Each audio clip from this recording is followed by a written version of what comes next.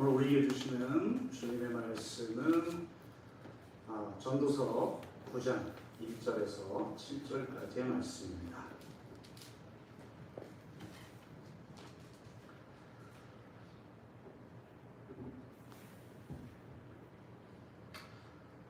네, 전도서 9장 1절에서 7절까지의 말씀을 우리가 한 목소리로 같이 읽도록 하겠습니다.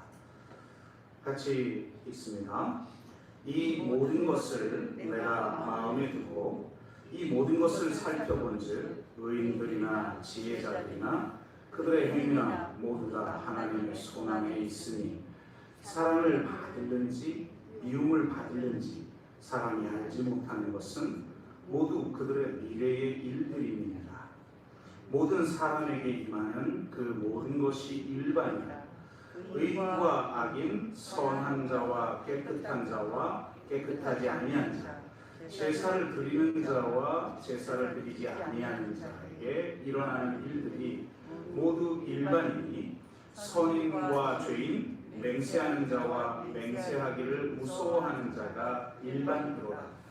모든 사람의 결국은 일반이라. 이것은 해 아래에서 행해지는 모든 일 중에 악한 것이니 곧 인생의 마음에는 악이 가득하여 그들의 평생에 미친 마음을 품고 있다가 후에는 죽은 자들에게로 돌아가는 것이라. 모든 산자들 중에 들어있는 자에게는 누구나 소망이 있음은 산개가 죽은 사자보다 낫기 때문이니라. 산자들은 죽을 줄을 알되 죽은 자들은 아무것도 모르며 그들이 다시는 상을 받지 못하는 것은 그들의 이름이 잊어버린 바 됨이니라. 그들의 마음과 미움과 시기도 없어진 지 오래이니 해 아래에서 행하는 모든 일 중에서 그들에게 돌아갈 몫은 영원히 없느니라. 너는 가서 기쁨으로 내 음식물을 먹고 즐거운 마음으로 내 포도주를 마실지어다. 이는 하나님이 내가 하는 일들을 벌써 기쁘게 받으셨음이니라. 아멘.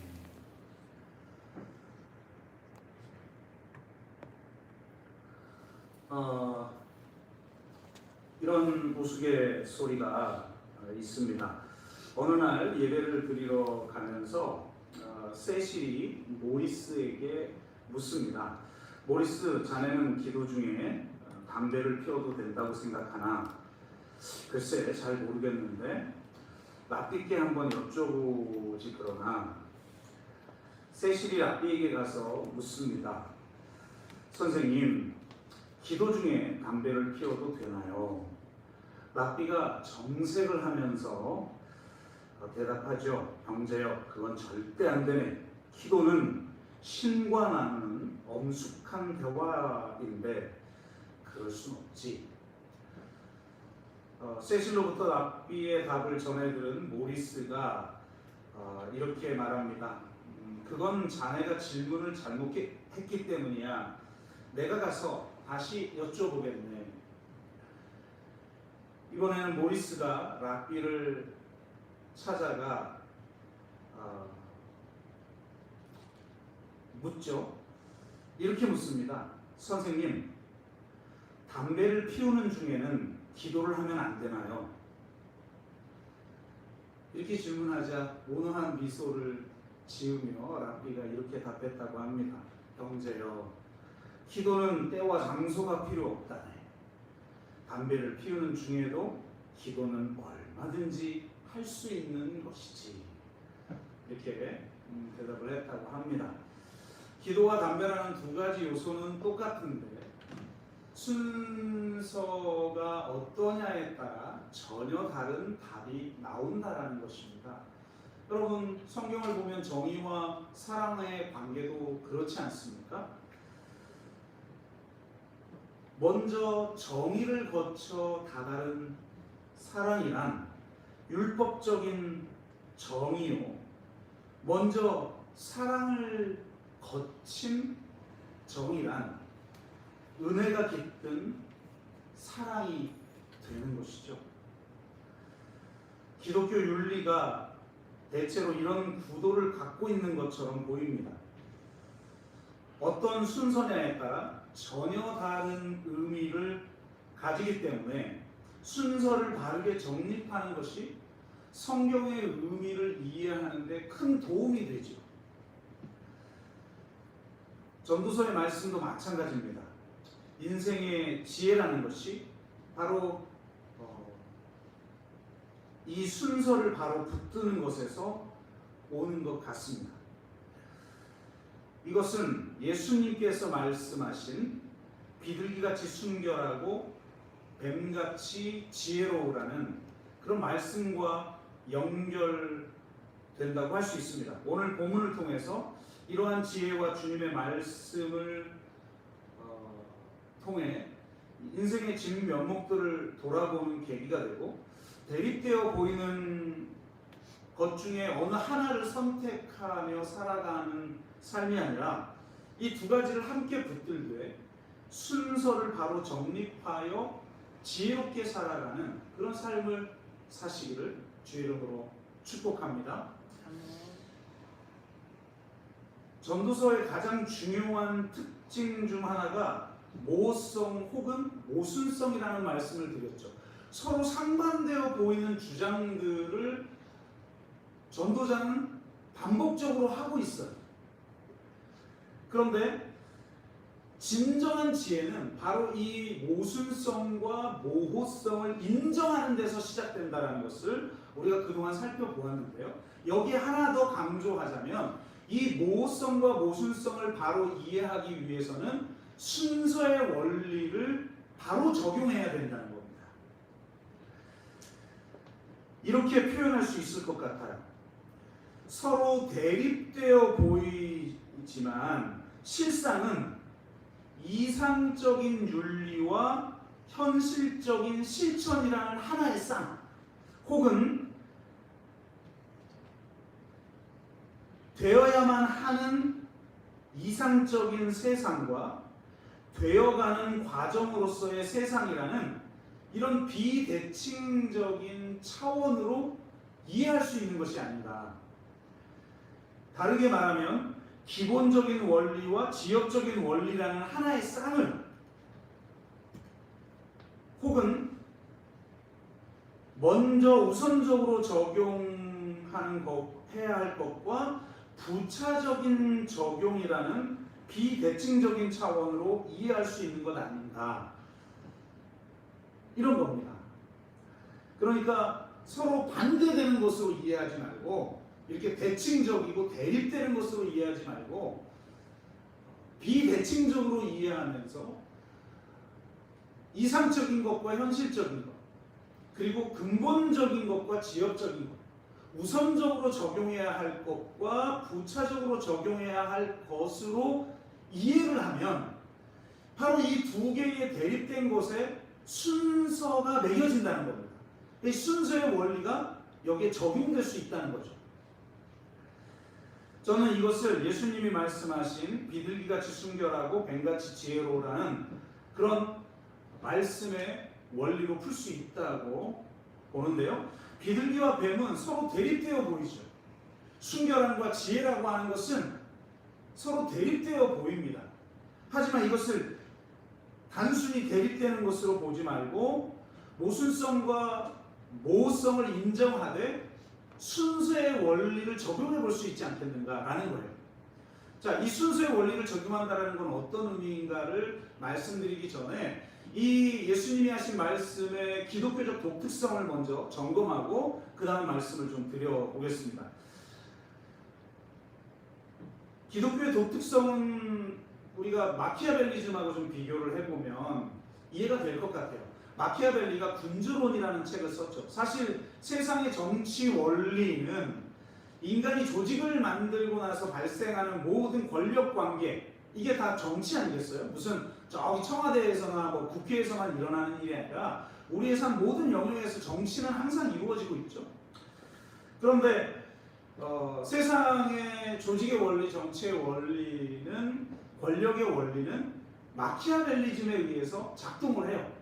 그래서 보통 뭐 대선에 나가거나 혹은 뭐 국회의원으로 나갈 때 사람들이 점검하는 것 중에 하나가 권력의 의지가 있는가, 이 사람. 그래서 이 마키아벨리즘이 그 사람의 어떤 지도자로서의 자격을 판단하는 굉장히 중요한 기준인데요. 이 마키아벨리가 군주론에서 이 마키아벨리즘을 주장할 때 철저하게 마키아벨리는 인간의 그 부정적인 면, 우리식으로 말하면 인간의 그 죄성을 철저히 인정하고 철저히 현실주의적인 입장에서 접근을 해요. 모든 사리 분별. 우리 같은 기독교인들은 좀 이상적으로 바라보는 경향이 있잖아요. 상대가 못해 이렇게 말하면 안 되지. 못해 처먹었는데도 좋게 보려고 하는 게 있잖아요. 착해, 기독교인들 기본적으로. 기독교인은 못해도 착해. 근데 마키아벨리즘은요 아주 현실적이에요. 이 군주론에서 가장 유명한 구절을 좀 몇 개를 뽑아보자면 이렇습니다. 군주는 사랑받는 것보다 두려움을 받는 것이 더 낫다. 저도 목회를 해보면 가끔 이러고 싶을 때가 있어요. 사랑 찾다간 배신당하기 딱 좋아요. 예수님도 배신당하는 판에 안 그랬습니까? 그러니까 배신을 못하게끔 아예 두려운 존재가 되라. 인간은 은혜를 모르고 변덕스럽고 가식이 많으며 본심을 드러내지 않으며 위협 앞에서는 피하고 싶어하며 이익만을 추구하기 때문이다. 인간은 그런 존재니까 사랑받을 생각하지 말고 두려움을 줘라. 이거 굉장히 현실적인 정치적 원리를 이야기하죠. 그보다 더 유명한 구절은 이겁니다. 통치는 여우와 사자의 형태를 취해야 한다. 사자는 덫에 대한, 그러니까 사자는 굉장히 강한 반면 덫에 걸리기 쉽다는 거예요. 여우는 이리로부터 자신을 보호할 수 없기 때문에, 여우는 영리하지만 자기보다 강한 존재 앞에서 속수무책이라는 거예요. 이리를 만나면. 함정을 피하는 방법을 알기 위해서는 여우처럼 처신할 필요가 있고, 이리를 쫓아내기 위해서는 사자처럼 처신할 필요가 있다. 이렇게 말을 하죠. 그러니까 군주는 한마디로 힘과 지혜를 겸비해야 한다. 이런 말입니다. 이걸 우리가 예수님의 말씀과 비교해보면 기독교의 독특성은 여기서 드러나죠. 한 가지는 비슷한 것 같아요. 여우와 뱀을 서로 매칭시킬 수 있죠. 지혜가 필요한 거예요. 그런데 뭐가 다릅니까? 앞부분이 달라요. 마키아벨리즘은 사자를 추구합니다. 힘과 권력을 추구해요. 자신을 두렵게 하게 만들고 자신을 함부로 대하지 못하게 만드는 힘. 이게 권력이죠. 이게 리더고 이게 군주죠. 그런데 놀랍게도 예수님은 사자의 힘을 말하는 대신 비둘기같이 순결하라고 말한다는 거예요. 정글의 왕자인 힘센 사자가 아니라 평화의 상징이자 충성의 상징인 비둘기를 이야기합니다. 비둘기의 순결이 무엇을 의미할까요? 오직 만왕의 왕이신 하나님 한 분께만 충성하며 먼저 그의 나라와 그의 의를 추구하는 삶을 말합니다. 세상은 힘으로 상대를 굴복시키려고 하지만 그리스도인들은 그리스도를 닮아 그리스도가 먼저 가신 길, 즉 오직 하나님 한 분께만 충성하며 그의 나라와 그의 의를 구하기 위해 십자가를 짊어지고 가는 길, 다른 말로 말하면 약함과 어리석음의 능력으로 평화를 이루는 삶을 통해 상대를 감동시키는 삶을 살아간다는 거예요. 이렇게 그리스도인은 하나님 나라의 대의를 추구하는 삶을 살아가는 거죠. 그래서 나에게 고난이 있고 손해가 있다 할지라도 비둘기같이 순결한 삶을 포기하지 않고 하나님 나라의 대의를 추구하는 어리석은 길을 간다는 겁니다. 제가 예전에 선덕여왕이라는 대하 드라마를 우연히 한 편을 보게 됐어요. 전체를 보질 않았기 때문에 스토리는 잘 이해 못하지만 제가 본 그 편의 스토리는 이런 거였는데요. 선덕여왕의 편에 함께 선 비담이라는 자가 김유신을 풍월주로 만들기 위해서 김유신과의 이 싸움에서 편법을 써서 일부러 져줘버려요. 많은 사람들은 그 광경을 보면서 김유신 역시 강하구나 하고 막 그냥 열광하겠지만 고수는 알잖아요. 이게 편법인지 일부러 져준 건지. 그래서 같은 편에 서 있던 그 문노라고 하는 사람이 비담을 야단칩니다. 그러자 비담이 이렇게 말해요. 뭐 이런 거겠죠. 상대는 온갖 권모술수, 뭐 온갖 편법을 다 써서 우리를 지금 이렇게 몰아넣고 있는데, 궁지에 몰아넣고 있는데 대의를 위해서 빠른 길을 선택하는 것이 왜 나쁩니까? 그러자 문노가 이렇게 대답하는데요. 이게 제가 굉장히 인상적이었어요. 이렇게 말합니다. 어리석은 놈. 대의란 빠르게 갈 수 없기 때문에 대의라고 부르는 거란다. 진짜 멋진 말이죠. 빠르게 갈 수 있다면 그건 대의가 아니라는 거예요. 소의라는 거예요. 그거 그냥 자기 권력욕을 추구하는 것에 불과하다는 겁니다. 그건 빠르게 갈 수 있지만 대의라는 건 그렇게 갈 수 있는 게 아니야. 고난도 당하고 상대에게 당하기도 하고, 그렇지만 내가 이 비둘기같이 순결한 이것을 지켜내는 것, 제가 이해할 때는 그랬어요. 이게 대의란다. 여러분 보세요.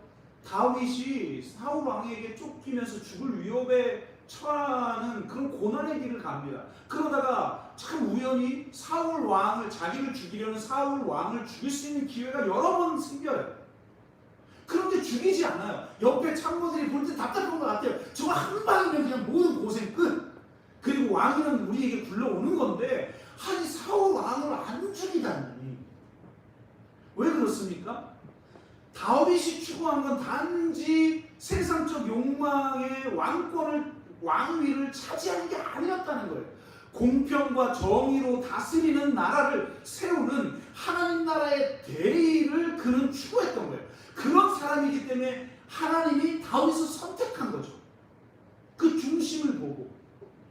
그러니까 죽을 기회가 있어요. 빠른 길이죠. 그런데 죽이지 않아. 여러분 나중에 이게 대의로 말을 하자면, 그가 나중에 왕이 됐을 때 만약에 사울 왕을 쳤으면 또 다윗을 칠 그런 사람들이 나타나겠죠. 그런데 다윗이 그 대의를 지켜냈기 때문에 정말 성경 표현대로, 사무엘하 표현대로 공평과 정의로 그 이스라엘을 다스려서 하나님 마음에 합한 자로 다윗이 살아가죠.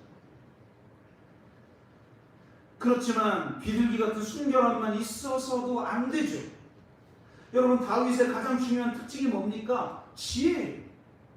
다윗의 가장 중요한 특징은 용맹이 아니에요. 다윗의 가장 중요한 특징은 사무엘 상하를 읽어보면 지혜입니다. 지혜. 사무엘상 18장 14절은 이렇게 18장 5절은 이렇게 말하죠. 다윗은 사울이 보내는 곳마다 가서 지혜롭게 행하며 사울이 그를 군대장으로 삼았더니 온 백성이 합당히 여겼고 사울의 신하들도 합당히 여겼더라. 여러분 지혜가 있으니까 정적이었던 사울의 신하들도 인정하는 사람이 됐다는 거예요. 그럼 어떻게 지혜를 얻을 수 있었는가? 18장 14절 다윗이 그의 모든 일을 지혜롭게 행하니라 여호와께서 그와 함께 계시니라. 하나님과 동행하는 사람, 하나님의 임재 속에 살아가는 사람, 그 중심이, 그 마음의 중심이 오직 하나님 나라의 대의에 있는 사람, 그런 사람에게 하나님은 지혜를 주신다는 거예요. 여러분 정말 다윗처럼 비둘기같이 순결하고 뱀같이 지혜로운 자가 되시길 주의 이름으로 축복합니다. 그런데 여기서 정말 중요한 건 뭐냐? 순서입니다. 무엇이 먼저입니다? 바로 비둘기같이 순결한 것이 먼저라는 거예요. 그리고 지혜라는 겁니다. 이게 바뀌어버리면 마키아벨리즘이 되는 거예요. 결국은 지혜만 찾다가 현실 속에서 꼼수를 부리게 되고 결국 세상과 타협하게 되고 그러면서 비둘기 같은 순결함을 잃어버리고 결국은 야수가 되고 사자가 되어 버린다는 겁니다. 그래서 우리는 정말 그의 나라와 그의 의를 먼저 구하는 비둘기 같은 순결함을 지켜내는 거예요. 그래서 묵묵하게 고난 가운데에서도 핍박 가운데에서도 손해를 입으면서도 비둘기 같은 그 순결한 그 원절을 지켜내는 겁니다. 그러나 악에게 막연하게 당하고 살아가는 게 아니라 뱀 같은 지혜가 있어요. 지난번 왕의 복음이라는 주제로 8장 초반부를 함께 살펴보았는데요. 8장 후반부부터 다시 인간이 미래를 알 수 없다라는 인간의 한계성을 지적하면서 다시 서로 상반돼 보이는 그런 메시지를 전도자는 하고 있어요. 8장 12절에 13절은 이렇게 말해요. 또한 내가 아노니, 그러니까 마치 잠언서의 말씀 같은 말을 해요. 전도자들 이렇게 말하죠. 또한 내가 아노니 하나님을 경외하여 그를 경외하는 자들은 잘 될 것이며 하나님 잘 믿으면 형통할 줄로 믿습니다. 아멘? 이런 얘기죠. 악인은 잘 되지 못하며 장수하지 못하고 그날이 그림자와 같으리니 이는 하나님을 경외하지 아니함이니라. 아멘? 그런데 전도자는 이렇게 순진하지 않아요. 순수하지만 순진하진 않아요. 바로 이어서 14절에 이렇게 얘기합니다. 잠언서 말씀처럼 세상은 그렇게 매끄럽지 않다는 거죠. 14절 세상에서 행해지는 헛된 일이 있나니 곧 악인들의 행위에 따라 벌을 받는 의인들도 있고 의인들의 행위에 따라 상을 받는 악인들도 있다는 것이라. 내가 이르노니 이것도 헛되도다. 그냥 앞뒤가 안 맞아요. 이것만 말하든지 저것만 말해야지. 의인은 잘 되고 악인은 장수하지 못하고 못 된다고 이야기해놓고 그 뒤에 갔더니 야 그렇지만 현실을 봐봐. 악인이 형통하고 의인은 고난받는 게 허다하지. 그러니 우리가 선을 추구하고 악을 멀리하는 애쓰고 있는 그런 모든 것들의 삶이라는 것도 다 헛된 것처럼 보이지 않느냐. 이렇게 이야기하는 것처럼 보여요. 그럼 우리는 이렇게 상반돼 보이는 이야기를 어떻게 이해할까? 바로 순서의 원리라는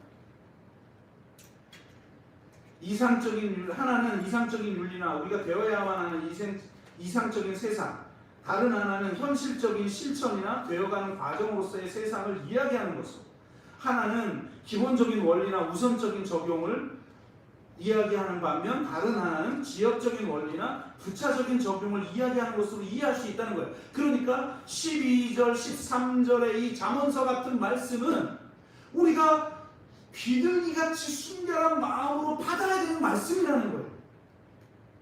세상이 이런 말씀대로 되어지지 않는 것처럼 보일지라도 우리 그리스도인은 뱀 같은 순결함을 가지고 먼저 이걸 추구해야 된다는 거예요. 하지만 동시에 세상에는 악인들의 행위에 따라 벌을 받는 의인들도 있고 의인들의 행위에 따라 상을 받는 악인들도 있다는 현실을 철저히 인정하고 거기서부터 실천하고 적용하는 지혜가 필요하다는 거예요. 많은 사람들이 이런 지혜 없이 자기 의로움만 주장하면서 막 비판해요. 비판은 아무나 다 하죠. 그리고 비판이 더 멋있어요. 비판하는 위치에 있는 거, 내가 이런 비둘기 같은 순결함을 가지고 있다는 걸 자랑할 수 있잖아요. 그래서 그런 이상적인 잣대를 가지고 현실 속에 분투하는 사람을 막 이리 치고 저리 치고 인기는 끌 줄 모르죠. 또 멋있어 보이기도 하죠. 그리고 심지어 정의로워 보여요. 그런데 지혜는 뭐냐? 그게 있는 그대로 드러나지 않는, 그 말씀대로 드러나지 않는 그 현실, 엉킴, 모순적으로 보이는 부조리한 그 현실에부터 출발하는 게 실천이고 행위이고 지혜라는 거예요. 이 두 가지가 우리에게 함께 있어야 된다는 거예요. 뱀같이 지혜롭기 전에 먼저 비둘기같이 순결해야 하고, 비둘기같이 순결하기만 해서는 세상이 이길 수가 없어요. 주님이 너무 안타까워서 오죽하면 세상에 보내면서 내가 양을 이리에 보내는 것 같다라고 말하면서 이 말씀을 하셨겠어요. 너희들 세상에 아무리 그렇게 부조리 해도 절대로 비둘기 같은 순결함을 포기하지 마라. 그런데 그것만 붙들다가 된통 당하지 말고 뱀같이 지혜로워라. 그리고 그 비둘기같이 순결하고 뱀같이 지혜로워지는 그 과정 속에 우리에게 있어야 되는 것이 굉장히 중요한 게 뭐냐? 그게 지난주 설교 내용, 인내의 발휘입니다. 악인의 형통과 의인의 고난이라는 주제를 깊이 있게 다룬 시편이 37편과 73편이에요. 73편을 보면 의인은 이렇게 힘들어하는데 악인들은 이렇게 형통하더라고 그러면서 다양한 악인들의 형통에 대해서 이야기를 해요. 읽기만 해도 열받아요. 그리고 그렇지, 이게 세상이지. 근데 내가 이렇게 예수님 믿으면서 힘들게 살아야 되나? 이런 생각을 갖게 만들 정도로 다양한 악인의 형통, 의인의 고난을 노래하지만 그 시편 기자는 우리에게 이렇게 이야기해요. 나는 거의 넘어질 뻔하였고 실족할 뻔했다는 거죠. 네. 나의 걸음이 미끄러질 뻔하였으니 이는 내가 악인의 형통을 보고. 근데 정말 하나님의 말씀이 예예요. 그냥 우리를 위로하고 야 세상이 그런 거야 너 힘들지 이렇게 말하지 않아요. 내가 악인의 형통을 보고 오만한 자를 질투하였음이니라. 야 기가 막히죠. 37편 1절도 똑같아요. 37편 1절은 뭐라고 말하는지 알아요? 악을 행하는 자들 때문에 불평하지 말며 불의를 행하는 자들을 시기하지 말지어다. 그러니까 사실은 우리가 비둘기 같은 순결함을 가지고 내가 먼저 그의 나라와 그의 의를 위해서 살아가는 그 삶만으로 하나님께 감사하고 하나님께 찬양하고 그것만으로 만족하며 살아갔던 게 아니라 실상은 저 악인들의 형통처럼 나도 형통하고 싶었던 거예요. 여러분 보세요. 고속도로 가는데 차가 막히는데 나는 참고 열심히 막힌 길을 가고 있는데 그 갓길로 쉔 가는 인간들을 볼 때 열받죠? 왜 열받아요? 나도 거기로 가고 싶었거든. 그러니까 하나님 말씀이 예리한 거예요. 너 지금 불평하고 있어? 너의 내면 속에 질투와 시기가 있잖아. 그 질투와 시기로 너를 더럽히지 마. 비둘기같이 순결해야 해. 오직 내가 주님의 구원에 대해서 기뻐하고 주님의 부르심에 대한 그 사명을 온전히 감당하며 내가 먼저 그의 나라와 그의 의를 구하다가 내가 의인의 고난을 받고 망하기도 하고 핍박받는 그런 길을 가더라도 유명해지지도 못하고 인정받지도 못하고 아무도 알아주지 못하는 그 길을 가더라도 비둘기 같은 순결함을 지켜내라는 거예요. 그러면서 이렇게 말해요. 참 기가 막히죠. 여호와 앞에서 잠잠하고 참고 기다리라. 진실로 악을 행하는 자들은 끊어질 것이나 여호와를 소망하는 자들은 땅을 차지할지로다. 잠시 후에는 악인이 없어지리니 온유한 자들은 땅을 차지하며 풍성한 화평으로 즐거워할지로다. 아멘. 주님도 말씀하시잖아요. 온유한 자는 복이 있나니 저희가 땅을 차지할 것이라. 온유한 자만이 땅을 차지할 수 있어요. 그 땅은 뭡니까? 천국이죠. 진짜 믿음은 뭐냐? 인내라는 거예요. 믿음을 다른 말로 바꾸면 인내. 그 인내의 발효를 통해서 이루어지는 성품이 온유해요. 믿음은 전적인 신뢰이자 하나님을 향한 신뢰이자 기다림이며 버티는 것이며 인내이며 끝까지 충성하는 거예요.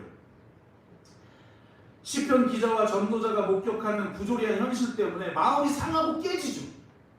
그러나 동시에 하나님만을 전적으로 신뢰하며 참고 기다리며 여호와를 소망하는 사람들이 온유한 자예요. 부드러움은 두 가지 요소가 동시에 존재할 때 가능해요. 깨어짐과 기다림.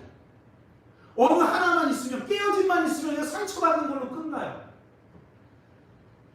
기다림만 있다 보면 완고해져요. 근데 내가 깨어졌지만 그 깨어진 곳에서 성령께서 믿음의 싹스를 내시는 거죠. 인내의 발효를 선물로 주시는 거예요. 그래서 그 온유한 자로서 우리는 땅을 차지하게 된다는 겁니다. 비둘기같이 순결하고 뱀같이 지혜로운 삶의 과정이 바로 인내의 발효라는 과정인 줄로 믿습니다. 9장도 마찬가지죠. 우리의 현실을 보면 잠언서의 말씀처럼 그렇게 매끄럽지 못해요. 부조리와 모순투성이죠. 권선징악을 명확하게 말하기 어려워요. 악인의 심판과 의인의 형통에 대해서 자신 있게 우린 말할 수 없어요. 야, 너 정말 믿기만 하면 이게 될 거야. 되지 않는 때가 더 많아요. 그래서 전도자는 1절 후반부에 이렇게 말해요. 내가 사랑을 받을는지 미움을 받을는지. 아니, 그리스도인이라면 뭐 어떻게 말해야 돼요? 나는 사랑을 받을 거야. 하나님이 우리 안에 계시니까. 근데 전도자는 현명해요. 야, 사랑을 받을는지 미움을 받을는지 알 수가 없어. 2절은 뭐라고 말합니까? 모든 사람에게 임하는 그 모든 것이 일반이라. 의인과 악인, 선한 자와 깨끗한 자와 깨끗하지 아니한 자, 제사를 드리는 자와 제사를 드리지 아니하는 자에게 일어나는 일들이 모두 일반이니라. 아니, 이게 좀 차이가 있어야 하나님의 정의가 이루어지는 세상 아닌가요? 그래야 공정한 세상 아닌가요?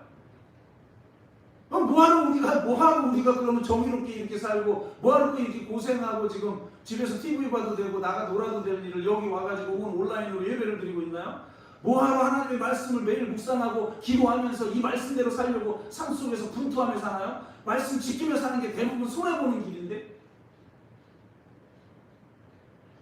근데 모든 게 일반이라는 거예요. 선인과 죄인, 맹세하는 자와 맹세하지 않은 자, 맹세하기를 무서워하는 자가 다 일반이라.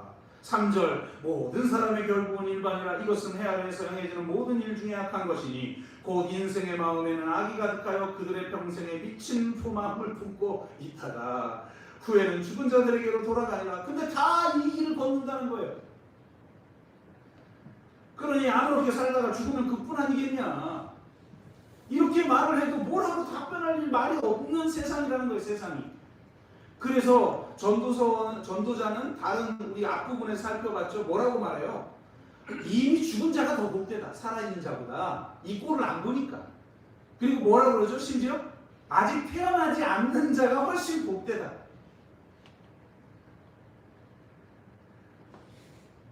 그 정도로 모든 게 다 헛되다라고 하는, 그러니까 현실을 아주 냉철하게 바라보는 전도자의 시각이 있다는 거예요. 그런데 놀랍게 이미 죽은 자들과 아직 태어나지 않는 자들이 훨씬 복되다라고 선언했던 전도자는 놀랍게도 이런 이야기를 합니다. 4절 모든 산자들 중에 들어있는 자에게는 누구나 소망이 있음은 산 개가 죽은 사자보다 낫기 때문이니라. 지가 사자면 뭐하냐는 말이에요. 죽었는데 나는 별 볼 일 없는 개지만 살아있다는 거예요. 살아있는 개가 죽은 사자보다 낫다는 거예요. 이만큼 철저하게 정말 필요한 인생을 내가 살아가고 있지만 그 살아있는 것이 하나님의 선물이고 축복이라고 고백할 수 있는, 그 비루함을 견뎌낼 만큼 삶을 긍정하는 철저한 회의주의자인 이 전도자는 동시에 삶의 긍정성을 우리에게 이야기해주고 있다는 거예요. 이렇게 모순적인 사람이 있을까요? 이것도 마찬가지라는 거예요. 이것도 순서의 원리입니다. 무엇을 비둘기같이 순결한 메시지로 받을 것인가? 무엇을 뱀과 같은 지혜로 받아들일 것인가? 결정하고 나면 순서가 결정되는 거예요. 그럼 그 순서를 붙들고 그 다음은 지혜인 거예요. 우리가 죽음 앞에 선 존재라는 걸 깨닫는 건 저는 비둘기 같은 순결함의 차원이 아니라고 봐요. 그것은 뱀 같은 지혜의 차원이에요. 그래서 여전히 전도자는 이 죽음에 대해서도 이야기를 하죠. 뭐라고 말합니까? 거기 5, 6절에 보면 산자들은 죽을 줄을 알되. 그러니까 너희는 다 죽는 존재라는 걸 반드시 인식해야 돼. 죽음을 인식할 줄 아는 것이 바로 지혜자의 굉장히 중요한 특징이잖아요.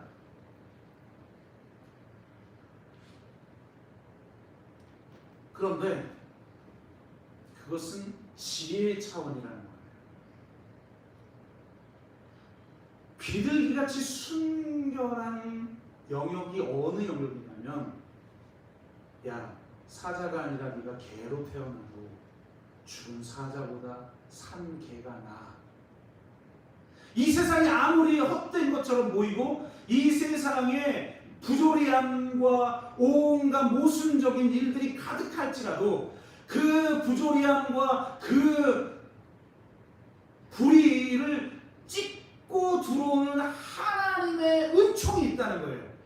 그래서 내가 살아내기만 하면 거기 뭐라고 말합니까? 산자들 중에 들어있는 자에게는 누구나 소망이 있음은. 아멘. 바로 산자에게만 주어진 축복이라는 거예요. 그리스도인은 이 세상은 다 헛되니까 우리가 죽고 죽음 이후의 세상을 바라보면서 살아야지 가 아니에요. 기독교의 구원의 궁극적 목표는 부활입니다. 몸의 부활이에요. 주님이 재림할 때 우리가 몸이 부활하고 새하늘과 새 땅, 객관적으로는 새하늘과 새 땅이고 주관적으로는 우리가 몸이 부활하는 거죠. 그래서 온전한 세상이 이루어진다는 거예요. 몸에 대한 긍정이고 생명에 대한 긍정이에요. 죽고 저 천국에 사는 게 아니라 우리가 다시 몸의 부활을 입어 삶을 누리게 된다는 거예요. 철저하게 기독교는 삶의 긍정성이에요. 그래서 저 사자같이 힘이 세고 화려한 자가 아니어도 저 높은 자리에 있는 사자가 아니라 저 밑바닥에 있는 개처럼, 유대 문화에서 개는 굉장히 천대받는 자, 것의 상징 아닙니까? 근데 내가 그렇게 비루한 삶을 살아도 살면서 하나님이 그 부조리를 찢고 우리에게 주시는 그 온유한 자에게만 주시는 하나님의 나라, 그 온유한 자에게 주시는 그 희락, 그거를 누리게 된다는 거예요. 우리가 비둘기 같은 순결함을 가지고 먼저 그의 나라와 그의 의를 지켜내는 진정한 믿음의 사람이 되되, 동시에 삶의 현실을 긍정하는 데서부터 시작하여 뱀 같은 지혜로움을 가지고 하나님의 나라를 이루어 갈 때 하나님이 우리에게 주시는 놀라운 축복이 있는데 그게 희락이라는 거예요. 삶의 일상 속에서 지금 여기에 시간을 찢고 들어오는 하나님의 희락, 그것을 우리에게 선물로 주셨다는 거예요.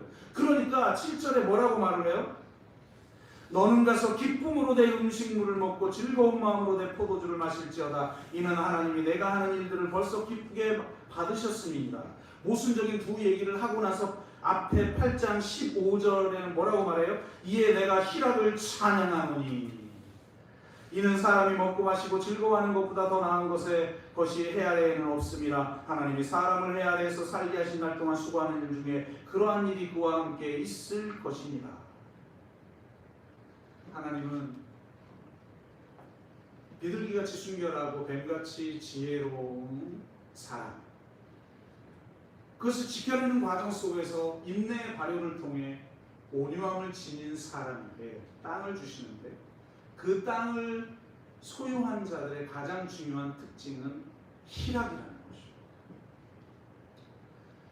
여러분, 그러므로 삶이 힘들죠. 특히 코로나 전국, 또 4단계, 나 진짜 미치겠어요. 이게 도대체 뭘 어쩌라는 건지 모르겠어요. 너무 힘들고 지치죠. 그래도 여러분의 삶의 일상 속에 하나님이 주시는 그 희락을 누리십시오. 비둘기같이 순결하고 뱀같이 지혜로운 자, 인내의 발효를 통해 온유의 길을 가는 자들에게 하나님이 주신 선물이에요. 그 선물이 있다라는 걸 발견하게 하는 거예요. 헛되니까 노세 젊은 노세 그냥 쾌락이나 추구하고 살아가 아니라, 우리는 뱀같이 비둘기같이 순결하고 뱀같이 지혜롭되 그 온유한 자에게 주시는 그 희락을 누리라는 거예요. 여러분 마음껏 누리며 사시기를 주의 이름으로 축복합니다. 말씀을 맺습니다. 비둘기같이 순결하고 뱀같이 지혜로워야 합니다. 그런 의미에서 우리에게는 나침반과 품양개가 필요한데요. 저는 언어로만 따지자면 나침반은 성경 말씀이라고 생각해요. 그리고 품양개는 인문학적 지식이라고 생각해요. 어느 하나만 있어서는 지금 여기에서 비둘기같이 순결하고 뱀같이 지혜로운 삶을 살기 어렵다고 봐요. 어떤 분은 오직 성경만 알아요. 그러니까 그 성경 지식을 내 삶 속에서 하나님이 지금 이 시대에 원하시는 그런 삶을 만들어가는 그런 삶을 살기가 어려워요. 그러니까 아무리 믿어도 1년이나 10년이 지나도 삶이 똑같아요. 변화가 없어. 그런데 세상 지식만 알고 지혜만 따지지 정말 우리가 비둘기 같은 순결함을 가지고 목숨처럼 그 말씀을 붙들고 그 말씀을 묵상하고 그 말씀을 내 것으로 만들어서 그 말씀이 육화되어지는 삶을 우리가 살지 못한다는 거예요. 나침반과 품양개가 함께 있어요. 우리가 비둘기같이 먼저 비둘기같이 순결하라. 이 말은 무슨 말이냐면 먼저 진짜 나침반의 역할을 하는 그 하나님의 말씀을 붙들어야 된다는 거예요. 그것을 지난주 말씀드렸던 것처럼 인내의 뿌리를 내린 아비투스, 인내의 뿌리를 둔 무식 중에도 습관적으로 나오는 행위로 말씀을 육화시키는 그게 인내의 발효입니다. 그런 삶을 살아가는 우리가 됐으면 좋겠어요. 예화 하나만 하고 마칠게요. 찰스 쉐어라고 하는 성경 고고학 교수가 있었다고 그러는데요. 평생 팔레스틴에서 고적답사와 연구를 했던 분이라고 해요. 그가 강단에 서면 뭐 인격의 광채가 나타나 어쨌거나 막 그러는데 어느 정도 돼야 이 정도 경지에 이를까요? 그러던 어느 날 그분이 교통사고를 당하게 돼요. 그래서 중환자실에 가게 되는데 병문안을 갔던 학장이 보고 와서 야 희망이 없다. 그러니까 다른 수많은 이제 곧 죽어갈 환자와 별반 다를 바가 없고 의사도 희망적인 얘기를 하지 않아요. 그러니까 우리가 마음의 준비를 해야겠다. 그랬는데 두 번째 방문할 때는 학생들에게 다른 이야기를 해요. 이 교수님이 살아날지도 모르겠다. 몸이 너무 좋아진 거예요. 그런데 몸이 회복돼도 아마 비정상적인 사람이 될 것 같다. 왜냐하면 두 번째 병문안을 갔을 때 이 셔 교수님이 무식 중에도 막 중얼거리고 마치 미친 사람처럼 그렇게 막 횡설수설하면서 중얼거리는 모습을 보니까 야 몸이 건강해져도 정상적이 되지 않겠구나 이렇게 판단을 했다는 거예요. 그러다가 세 번째 마지막 병문안을 갔다 와서는 이렇게 얘기를 합니다. 희망을 가지자. 그는 회복될 것이고 건강해질 것이고 그리고 또 정상적인 삶을 살게 될 것이다. 왜 이런 얘기를 했냐면 세 번째에 갔을 때는 무의식 중에 중얼거리는 소리가 분명해졌대. 그런데 그 소리를 들어보니까 그걸 알아듣는 사람도 수준이 있는 거죠. 시편 1편 말씀을 히브리어로 암송하고 있더래요. 진짜 어느 정도 수준이 돼요. 여러분 우리 치매 걸린 사람이 삶을 살다가 뭐 자기 몸에 많이 배인 것들이 막 나타난다고 그러잖아요. 그래서 어떤 분들은 치매 걸렸는데 웃으면서 인자하게 아내한테 고마워, 아내인지도 못 알아보면서 사랑해 이런 헛소리를 하고 그러는데 어떤 분들은 계속 치매 걸렸는데 욕한다면서요. 우리가 중환자실에 가서 무의식 중에 빠졌는데 이분처럼 시편을 히브리어로 암송을 하는 게 아니라 아내 욕하고 이런 내 인간을 만나가지고 내 이 꼴이 됐고 이걸 무의식 중에 욕한다고 생각해보세요. 얼마나 창피해요. 근데 야 무의식 중에도 하나님의 말씀을 중얼거렸다니. 저는 이것이 더 확대돼서 단지 암송하는 것이 아니라 우리가 정말 이 하나님의 말씀대로 살아가려는 분투 속에서 정말 인내의 발효가 이루어지고 우리가 온유한 자가 되어져서 정말 비둘기같이 순결한 삶을 그러면서 동시에 뱀같이 지혜로운 삶을 살아낼 줄 아는 그런 우리가 됐으면 좋겠다 하는 생각을 해보게 되었습니다. 코로나19로 더욱 어려워진 이 시대야말로 우리가 정말 인내의 발효를 꿈꿀 수 있는 시기가 아닌가 하는 생각을 해보게 됩니다. 저와 여러분이 그러한 삶을 살아내는 그리스도인들이 되시기를 주의 이름으로 축복합니다. 우리가 기도할까요?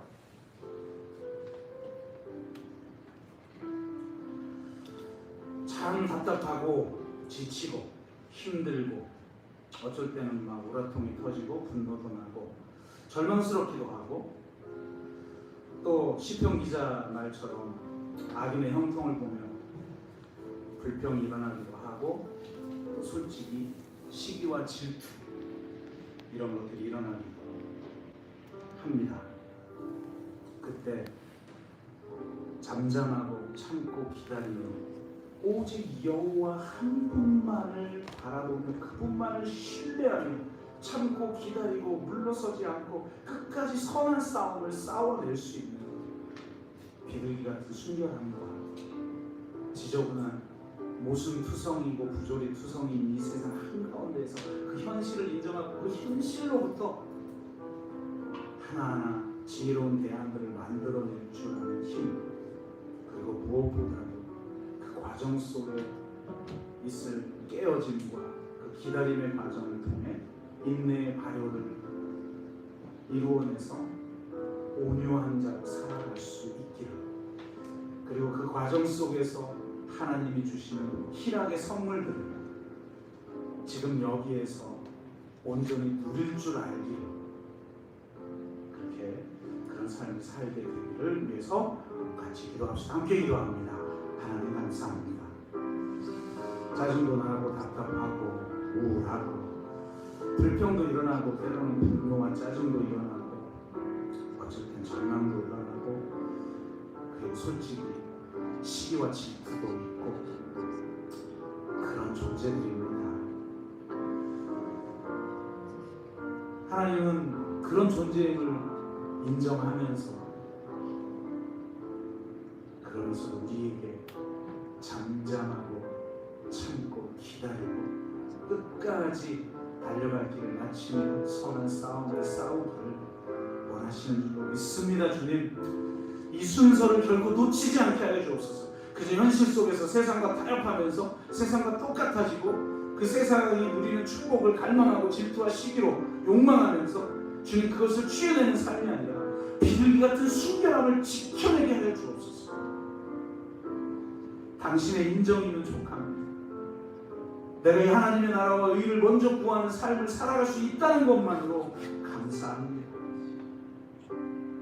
이렇게 어떤 상황에서도 자족하며 감사하며 주님의 부르심을 따라 그 길을 묵묵히 걸어갈 수 있는 우리 모두가 되게 하시고 그 과정 속에서 하나님이 주시는 희락의 선물들을 온전히 누릴 줄 아는 그런 우리 모두가 되게 하여 주옵소서. 감사드리며 예수 그리스도의 이름으로 기도드리옵나이다.